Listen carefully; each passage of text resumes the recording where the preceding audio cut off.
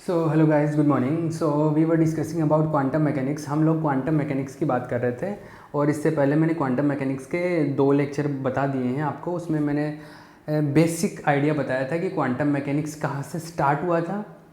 प्रकाश जो लाइट होता है, लाइट का पहले वेव नेचर माना जाता था, अब उसका फोटोन पार्टिकल नेचर माना जाता है, जिसको फोटोन बोलते हैं। और फोटोन का क्या मीनिंग है, उसकी क्या प्रॉपर्टीज़ होती है, वेव का क्या प्रॉपर्टीज़ है, उसके बारे में एक जनरल इंट्रोडक्शन की बात की थी हमने। अभी मैं जो स्टार्ट कर रहा हूँ वो है कि आपकी जो यूनिवर्सिटी वाइज कैसा सिलेबस रहेगा और सिलेबस में क्या क्या यूनिट का क्या डिवाइडेशन है, किस किस तरीके से आपके चैप्टर डिवाइडेड है, उनके बारे में मैं बात कर रहा हूँ। क्लियर है? तो हम लोग स्टार्ट कर रहे हैं। तो देखो, जैसे फर्स्ट ईयर में और सेकेंड ईयर में आपके 4 यूनिट हुआ करते थे पेपर, हर एक पेपर में 4 यूनिट में आपका पूरा बुक डिवाइड किया हुआ होता। सेम उसी तरीके से यहाँ पर भी 4 यूनिट में डिवाइडेशन है। तो पहली यूनिट में देखो क्या आने वाला है। पहली यूनिट में जो आपके आएगा वो आएगा इवोल्यूशन ऑफ क्वांटम फिजिक्स। मतलब क्वांटम फिजिक्स किस तरीके से बना था, जिसके बारे में हल्का फुल्का आइडिया मैंने पहले बता दिया आपको। इस चैप्टर में हम लोग वो पढ़ेंगे, जैसे हम लोगों ने पहले बात की थी जब मैंने पहले इनिशियल 3 लेक्चर 2 लेक्चर जो करवाए थे उनमें, कि जो पहले लाइट को वेव माना जाता था, लेकिन वेव मान के बहुत सारी चीज़ों को एक्सप्लेन नहीं कर पाए। वो किन चीज़ों को एक्सप्लेन नहीं कर पाए थे? कृष्णिका विकिरण, ब्लैक बॉडी रेडिएशन को, या मैं बोलूँ कि फोटो इलेक्ट्रिक इफेक्ट को, या मैं बोलूँ कॉम्पटन इफेक्ट को, इन सारी चीज़ों को या इनके अलावा भी बहुत सारी चीज़ों को एक्सप्लेन नहीं कर पाए थे। उन सब चीज़ों को यहाँ पढ़ेंगे। इसके अलावा भी और भी सारी चीज़ें हैं। अभी मैं फर्स्ट यूनिट ही स्टार्ट करने वाला हूँ, तो क्या क्या आएगा उसमें और भी डिटेल में बात करेंगे।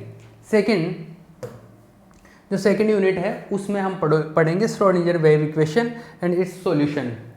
तो जैसे है कि पहली यूनिट जहाँ पर आपकी ख़त्म होगी, उसके आगे एक्चुअल जो क्वांटम मैकेनिक्स है ना आपका, एक्चुअल क्वांटम मैकेनिक्स से क्या मीनिंग है बाद में बात करेंगे इसके बारे में, जब मैं डिटेल में जाऊंगा लेकिन अभी मैं बता दूं कि जो एक्चुअल क्वांटम मैकेनिक्स का जो फॉर्मुलेशन डेवलप करेंगे, जैसे क्लासिकल मैकेनिक्स न्यूटन जी ने बनाई और न्यूटन ने वहाँ पर जो बताया कि उसके वो फॉर्मूले क्या होंगे, उसके क्या लॉज होंगे, क्या इक्वेशन होंगे, और वो जो न्यूटन के 3 इक्वेशन है उनको फॉलो करते हुए हम बाकी की चीज़ें कैलकुलेट करते हैं। सेम उसी तरीके से यहाँ पर नए फॉर्मूले बनाए गए क्वांटम मैकेनिक्स के, और जो नए फॉर्मूले, जो नए इक्वेशन बनाए गए वो श्रोडिंगर ने बनाए, और श्रोडिंगर ने जो इक्वेशन वगैरह बनाए उनका डिस्कशन होगा यहाँ पर यूनिट नंबर 2 में और यूनिट नंबर 3 में।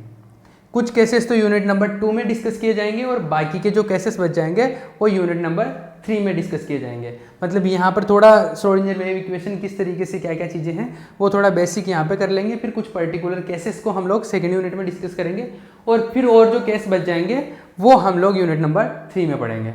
मतलब यूनिट नंबर 2 और 3 एक तरीके से एक ही टाइप की चीज़ें हैं उनके अंदर, और मतलब इसमें जो कैलकुलेशन होगा वो काफ़ी लेंदी कैलकुलेशन होता है, डिफिकल्ट नहीं होता, लेंदी होता, बड़े बड़े क्वेश्चन करने पड़ते हैं आपको। तो चैप्टर नंबर 2 और 3 जो एक्चुअल जो क्वांटम मैकेनिक्स है ना, एक्चुअल क्वांटम मैकेनिक्स वो आएगा आपके यहीं पर। जो एक्चुअल क्वांटम मैकेनिक्स है वो यहीं पर आएगा, ठीक है। सेकेंड और थर्ड में जो यूनिट नंबर 4 है उसमें आएगा hydrogen atom and molecular spectroscopy. यहाँ तक का जो 2-3 यूनिट तक का जो बात होगा उसका जो एप्लीकेशन पोर्शन है कि हाइड्रोजन एटम में किस तरीके से स्पेक्ट्रम बनता है, स्पेक्ट्रम का क्या मीनिंग होता है, उसको किस तरीके से आगे हम लोग और डिस्कस करेंगे कि एक एटम है उसका क्या होगा, 2 एटम से एटम मिला दिया मॉलिक्यूल बन गया, मॉलिक्यूल का कैसे स्पेक्ट्रम बनेगा, स्पेक्ट्रम से क्या मीनिंग है, वो सारा सब कुछ जो एप्लीकेशन पोर्शन है वो यूनिट नंबर हम लोग 4 में डिस्कस करेंगे, ठीक है। तो ये सारी चीज़ें हैं भैया, ये सब इसमें डिस्कस करते हैं। अभी मैं पहली यूनिट में थोड़ा डीपली जाऊंगा कि पहली यूनिट में आपके क्या क्या बातें आने वाली है, उनके बारे में हम पहली यूनिट को डिस्कस करते हैं, ठीक है। तो आपका जो पहला यूनिट है वो क्या है, इवोल्यूशन ऑफ क्वांटम फिजिक्स, जिसको बोला गया है, क्या बोला गया है, इवोल्यूशन ऑफ क्वांटम फिजिक्स।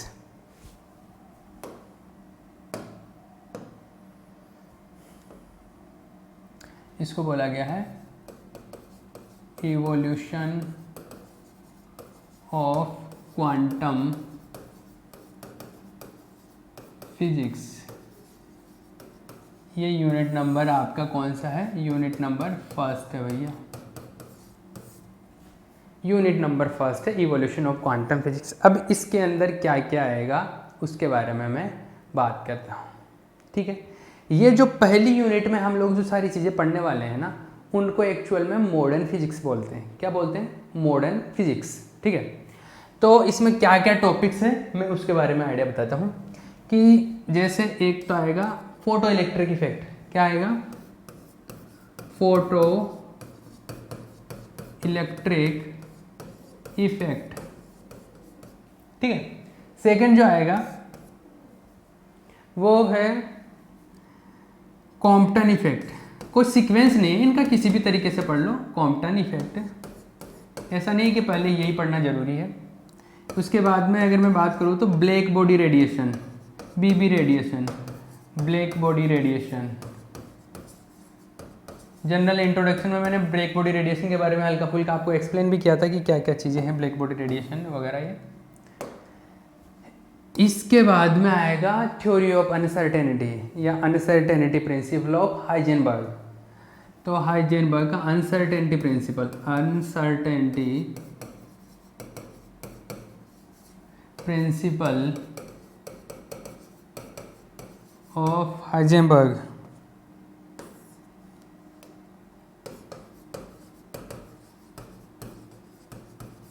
ये हाइजेनबर्ग का जो अनसर्टेनिटी प्रिंसिपल है वो एक कमाल की चीज़ है। उसमें एक्चुअल में क्या बोला जाता है, एक थोड़ा सा आइडिया बताता हूँ, बहुत ही इंटरेस्टिंग टॉपिक है। जैसे अपने सामने से कोई बस जा रही है और मैं उस बस के बारे में ये बात कर रहा हूँ कि देखो वो बस इधर से जा रही है, तो वो जब वो उस खंबे के सामने से निकल रही थी तब उसका वेलोसिटी था जैसे मान लो 5 मीटर पर सेकेंड के स्पीड से, या वो जब वो उस चौराहे से निकल रही थी तब उसका स्पीड ऐसा था। मतलब मैं उसकी पोजीशन बता रहा हूँ और उस पोजीशन के ऊपर उसका वेलोसिटी बता रहा हूँ। मतलब मैं दोनों चीज़ें एक साथ बता पा रहा हूँ एक ही टाइम पर, साइमल्टेनियस मतलब सेम टाइम पर। तो मैं साइमल्टेनियसली दो चीज़ों उस पार्टिकल के बारे में दो चीज़ें बता रहा हूँ। एक तो क्या बता रहा हूँ एक तो मैं उसका वेलोसिटी के बारे में बात कर रहा हूँ, और वेलोसिटी के बारे में बात करने का मतलब है कि मैं मास से अगर मल्टीप्लाई कर दूँ तो ये मोमेंटम के बारे में बात कर रहा हूँ, मास इंटू वेलोसिटी।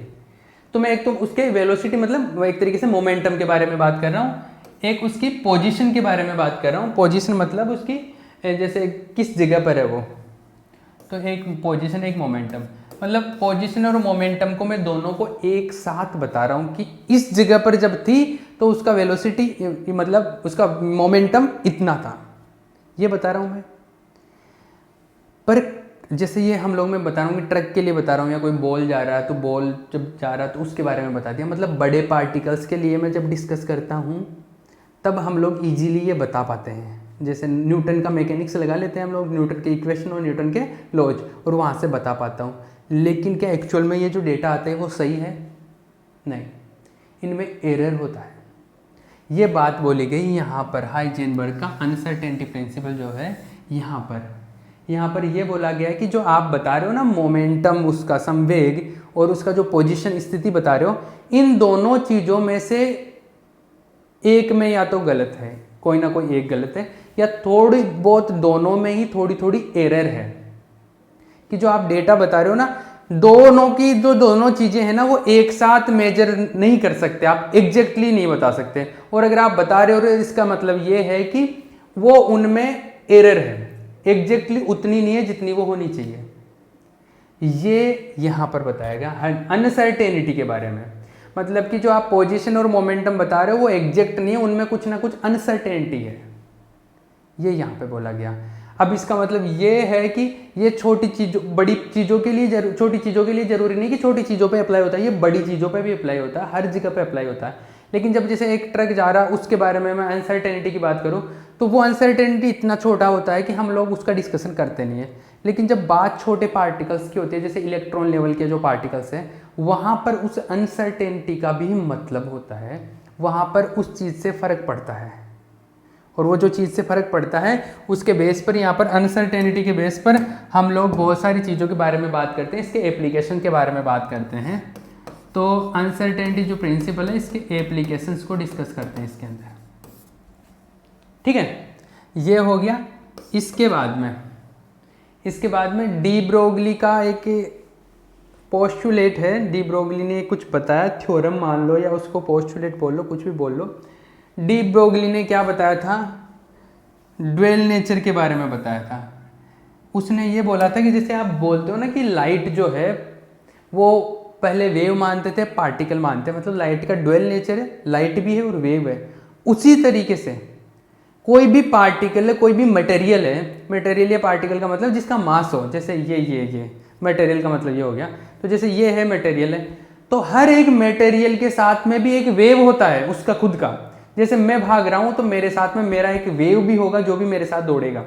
मतलब हर एक मूविंग चीज के साथ में, हर एक मूविंग पार्टिकल के साथ में एक वेव कनेक्टेड होता है, एक एसोसिएटेड वेव होता है उसका खुद का। मतलब एक जो पार्टिकल या जो मटेरियल बोल रहे हो ना, उसका वेव नेचर भी होता है। मटेरियल नेचर तो है ही, मटेरियल मतलब पार्टिकल नेचर, तो उसका वेव नेचर भी है। तो यहाँ पर डी ब्रोगली ने हाइपोथेसिस दिया था एक, वो ये वाला। तो इसके बारे में बात करेंगे। तो डी ब्रोगली के बारे में बात करेंगे। डी ब्रोगली का जो हाइपोथेसिस था उसके बारे में,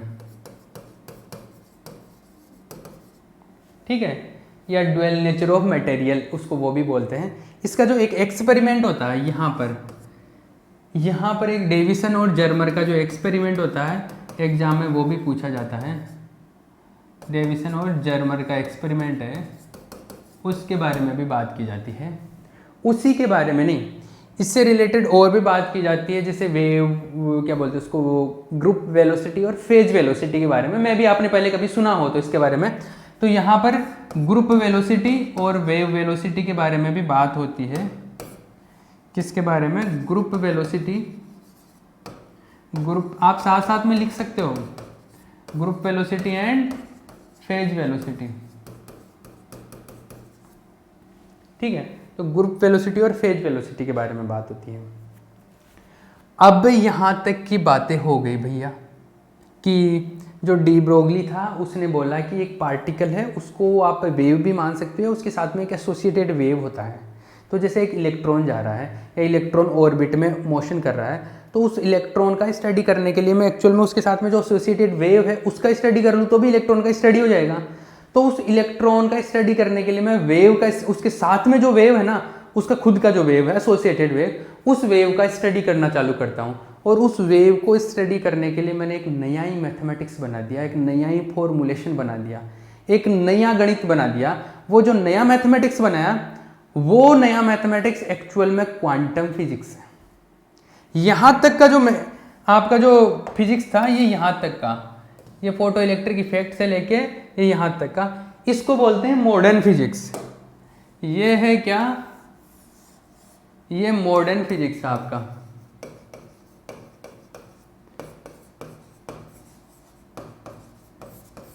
ये मॉडर्न फिजिक्स है। इसके बाद में जो चालू होगा इसको स्टडी करने के लिए, वो आपका कौन सा फिजिक्स है? वो क्वांटम फिजिक्स है आपका। एक्चुअल जो क्वांटम फिजिक्स है ना, यहाँ पे स्टार्ट होता है कि चलो आपने जो पार्टिकल के साथ में, मटेरियल के साथ में बोला कि एक वेव होती है, उस वेव को डिस्कस करने के लिए, क्योंकि वेव डिस्कस हो गया तो वेव पार्टिकल के साथ में, तो पार्टिकल का भी स्टडी हो गया।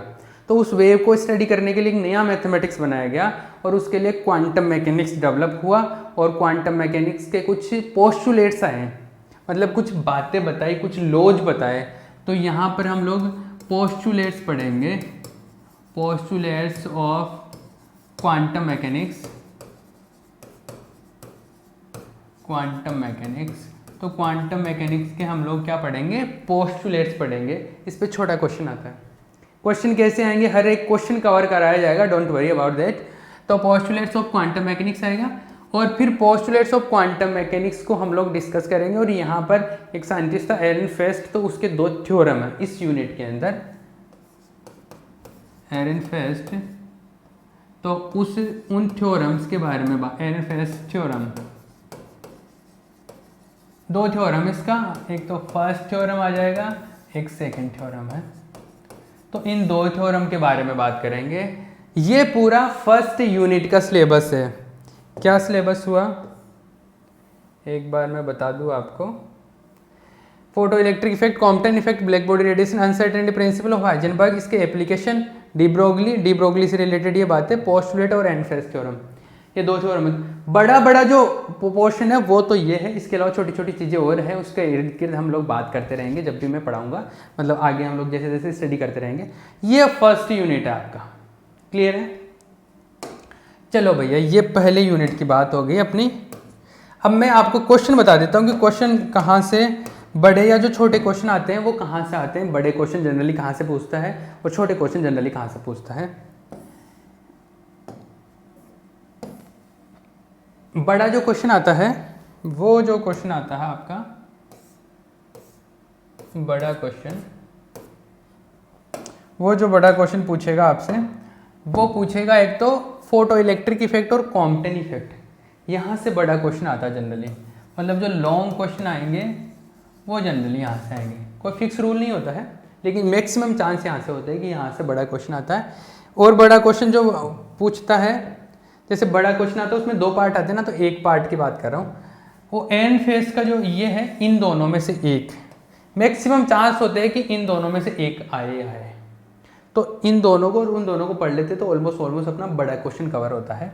तो यहाँ से ये दोनों कवर करने पड़ेंगे, तो यहाँ से भी क्या आएगा, लॉन्ग क्वेश्चन बनता है आपका, क्लियर है। जो बाकी के जो पोर्शन बच गए उनमें से छोटे क्वेश्चन आते हैं, जैसे जो पोस्टुलेट ऑफ क्वांटम फिजिक्स है, यहाँ से आपका क्या आएगा, लॉन्ग क्वेश्चन नहीं आएगा, ऐसे शॉर्ट क्वेश्चन आता है, शॉर्ट आंसर टाइप क्वेश्चन आता है।